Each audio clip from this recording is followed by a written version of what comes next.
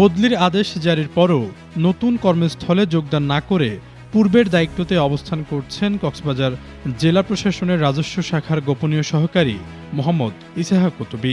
বিষয়টি প্রশাসনের ভেতরে চরম অসন্তোষের সৃষ্টি করেছে।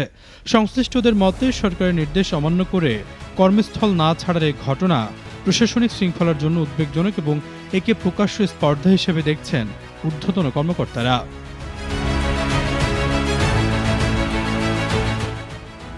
এর আগে গত ২০ এপ্রিল জেলা প্রশাসনের একাধিক শাখার ৫০ জন কর্মকর্তাকে একযোগে বদলির আদেশ দেওয়া হয়।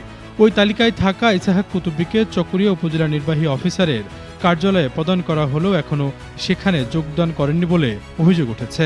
একই আদেশে বদলিকৃত অধিকাংশ কর্মকর্তা নতুন কর্মস্থলে যোগ দিলেও ব্যতিক্রম হয়ে রয়েছেন তিনি। জেলা প্রশাসন সূত্র জানায়, দীর্ঘদিন ধরে একই পদে দায়িত্ব পালন করে রাজস্ব শাখায় প্রভাব বিস্তার করেন ইসহাক কুতুবী। অভিযোগ রয়েছে তার নিয়ন্ত্রণ ছাড়া সংশ্লিষ্ট শাখায় কোনো কাজ সম্পন্ন করা কঠিন হয়ে পড়েছিল। এমনকি ভূমি অধিগ্রহণ সংশ্লিষ্ট কার্যক্রমেও প্রভাব বিস্তারের নানা অভিযোগ রয়েছে তার বিরুদ্ধে।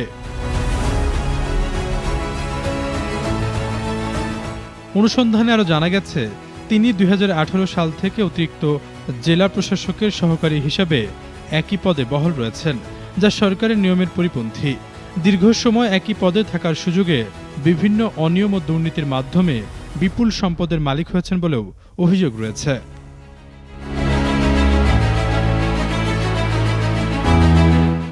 নাম প্রকাশে অনিচ্ছুক একাধিক কর্মকর্তা জানান, ইসহাক কুতুবীর প্রভাব এতটাই বিস্তৃত ছিল যে তার অনুমোদন ছাড়া রাজস্ব শাখায় অনেক কাজই অগ্রসর হতো না। তার বিরুদ্ধে জমি অধিগ্রহণ সংক্রান্ত কাজে অনিয়ম, প্রভাব খাটন এবং আর্থিক লেনদেনেরও অভিযোগ রয়েছে। এদিকে সহকর্মীদের দাবি, স্বচ্ছতা নিশ্চিত করতে এবং অভিযোগগুলোর সত্যতা যাচাইয়ে দুর্নীতি দমন কমিশনের মাধ্যমে তার সম্পদের তদন্ত করা জরুরি। তবে বদলির আদেশ কার্যকর না হয় প্রশাসনের ভেতরে নানা প্রশ্নের জন্ম দিয়েছে।